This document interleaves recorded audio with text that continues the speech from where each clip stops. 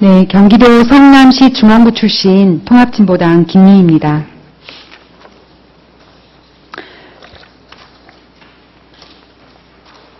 정세 없이 세입 예산을 마련하겠다는 대통령 공약은 거짓말로 드러났습니다. 정부의 2015년도 세입 예산안에 대해 질의하겠습니다. 답변은 경제부총리께서 해주시기 바랍니다. 이명박 정부 5년 동안 부자 감세를 통해 총 90조 원의 세수가 감소했습니다. 박근혜 정부도 배당소득 증대 세제, 가업 상속 공제 확대 등의 재벌 감세를 하면서 세수를 줄이고 있습니다. 2015년도 세입 예산은 한마디로 말해서 서민 증세를 해도 부자 감세분을 메우지 못하는 빈곤 예산입니다. 세출 예산은 당초 계획 12조 원보다 큰 폭 상승하여 20조 원으로 증가되었습니다. 그러나 세입 예산은 당초 계획 23조 원보다 큰 폭 감소하여 13조 원 증가에 그쳤습니다. 특히 국세를 통한 세입 예산 증가는 단 5.1조 원에 그쳤습니다. 올해 약 10조 원으로 예상되는 세수 부족분도 메울 수 없는 액수입니다.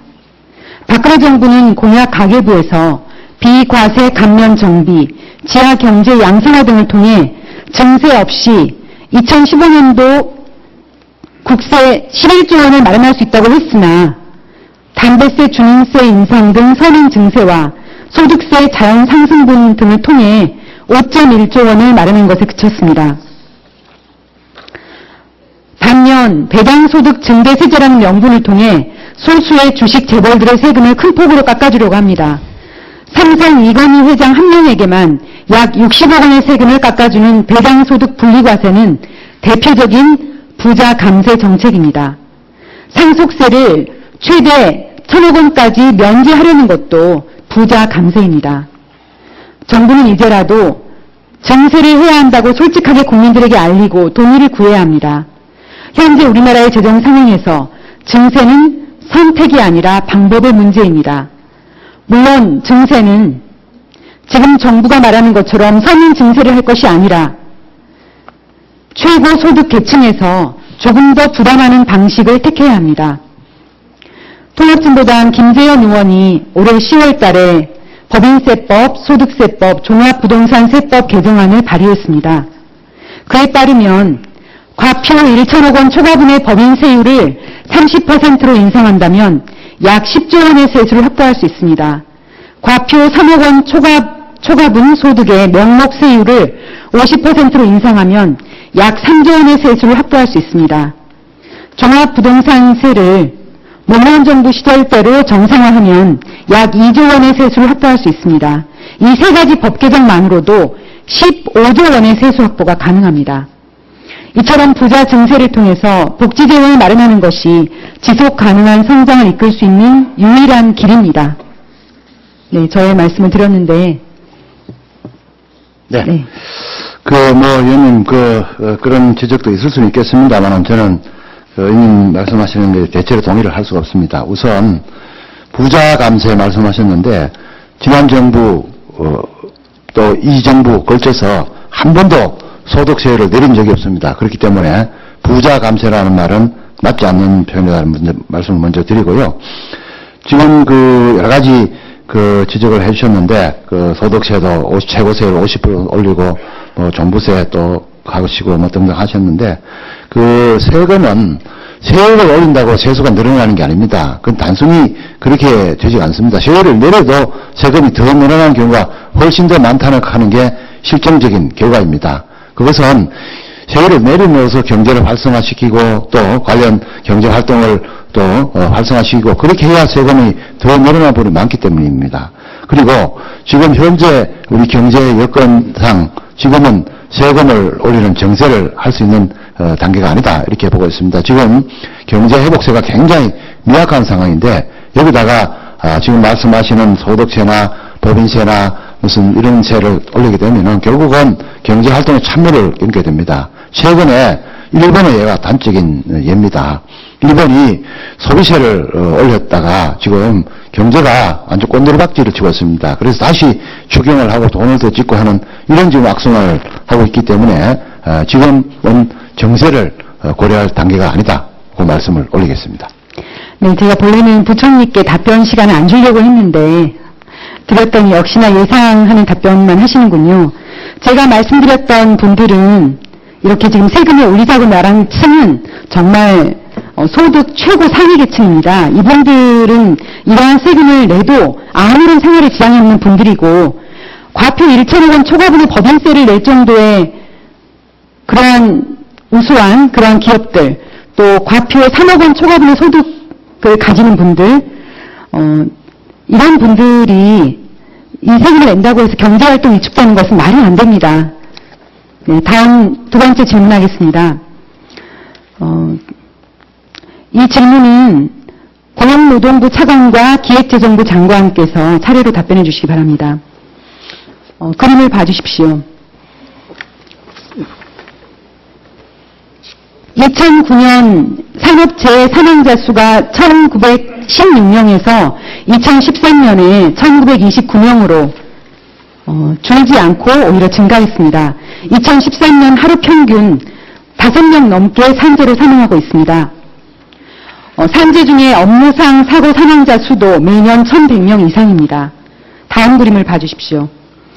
2012년 기준으로 OECD 국가 중에 산재 사망률이 가장 높은 국가를 비교했는데 우리나라가 가장 높습니다.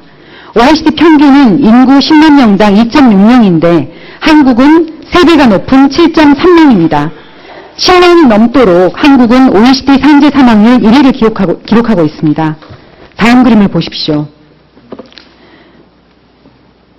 산업재해 사망자의 OECD 압도적 1위에다가 매일 5명 이상씩 죽어가고 있는데 정부의 안전대책은 매우 부족합니다.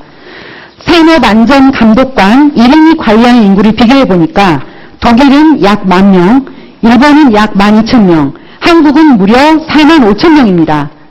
어떻게 한 명의 산업안전감독관이 45,000명을 관리할 수 있겠습니까? 이것이 거의 불가능하다고 볼 수 있습니다. 그럼 질의를 하겠습니다. 첫 번째 질의는 노동부 차관에게 하겠습니다. 2014년 현재 산업안전감독관은 그림은 다음 그림 더 없나요? 네, 그럼 말로 하겠습니다. 2014년 현재 산업안전감독관은 정원이 391명인데요. 현원은 348명으로 정원에 43명이나 부족합니다. 노동부 차관께서는 왜 정원만큼 충원하지 않으셨죠? 사실은 말씀하신 바와 같이 1인당 담당해야 되는 그 사업장 수하고 근로자 수가 너무 많다 보니까 상당히 그 과부하가 돼서 좀 기피하는 경향이 좀 있습니다. 네. 2013년에 산업안전감독관 정원을 440명으로 증원해달라고 안전행정부나 기재부 요청한 적이 있나요? 네, 그랬습니다. 답변이 어떻게 됐습니까? 결과적으로 35명 증원하는 것으로 되어 있습니다. 네. 그것도 많이 부족합니다. 그럼 다음은 기획재정부 장관께서 답변해 주십시오.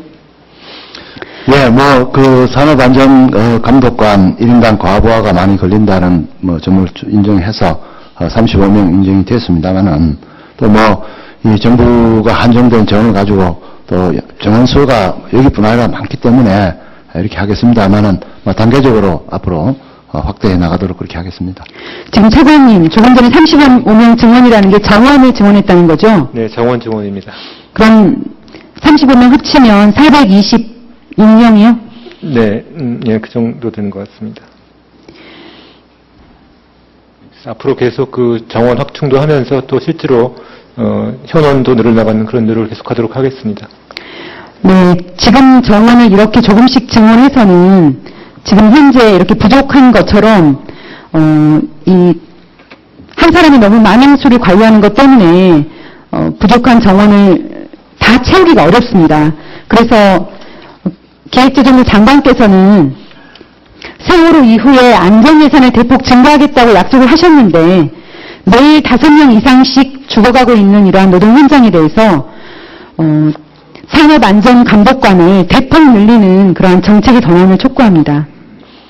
네, 적극 검토해 보도록 하겠습니다.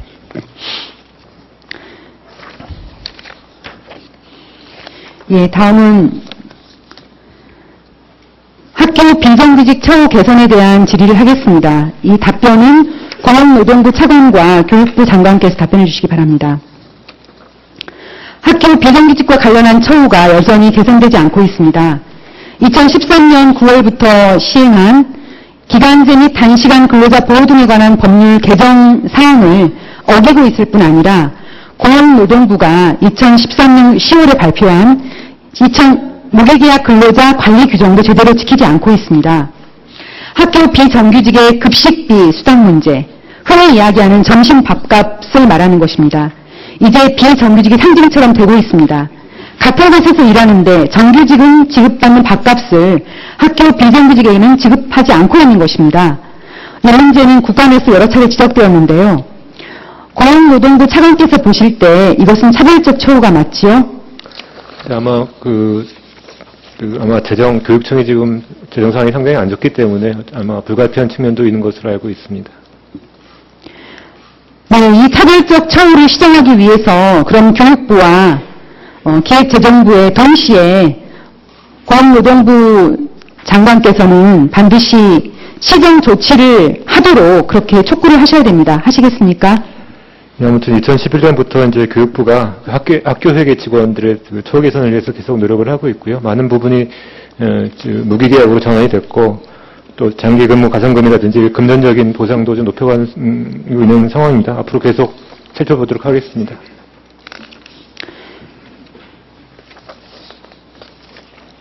기간제 및 단시간 보호 등에 관한 법률 제8조에 보면요. 사용자는 기간제 근로자임을 이유로 당일 사업 또는 사업장에서 동종 또는 유사한 업무에 종사하는 기간에 정한이 없는 근로계약을 체결한 근로자에 비하여 차별적 처우를 하여서는 아니 된다라고 되어 있고요.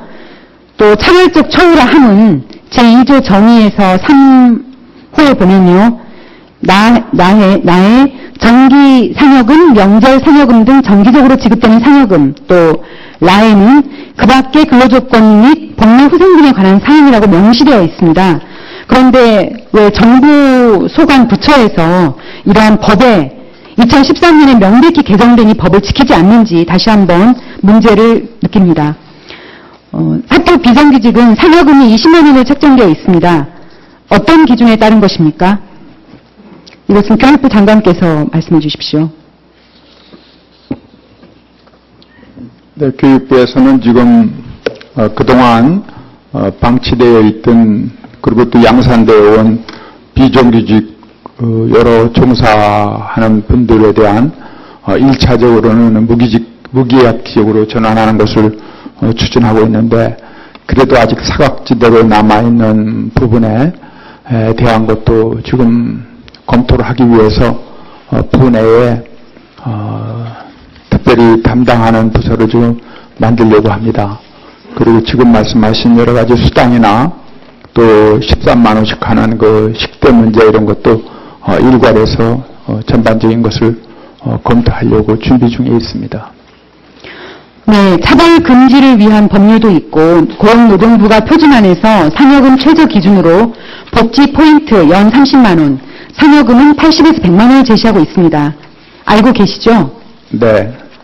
예, 그런데 규정도 위반이고 알고 계시다면 조치를 해야 될 텐데 내년에는 시정되도록 하시겠습니까?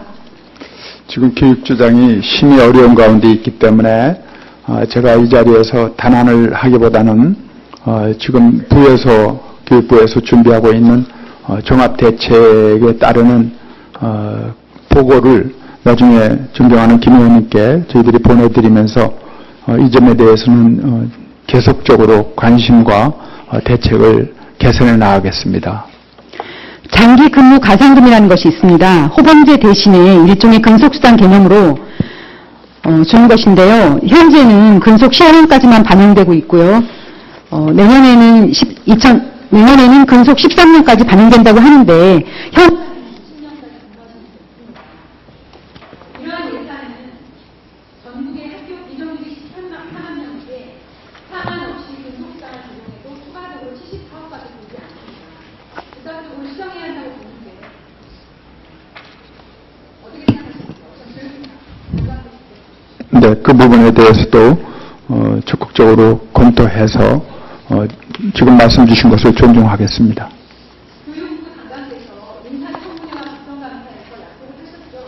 네, 그렇습니다. 그래서 저도 장관 부임한 후에 비정규직 문제, 특히 학교에서는 자랑하는 학생들에게 이와 같은 노동 현장에 차별이 있다면 안 된다 하는 생각으로 우선적으로 고용노동부와 의논하면서 이 부분에 대한 개선책을 마련하려고 준비 중에 있습니다. 네, 존경하는 김미 의원님 수고하셨습니다. 존경하는 이한성 새누리당 경북 문경시 예천군 의원님 질문해 주시기 바랍니다.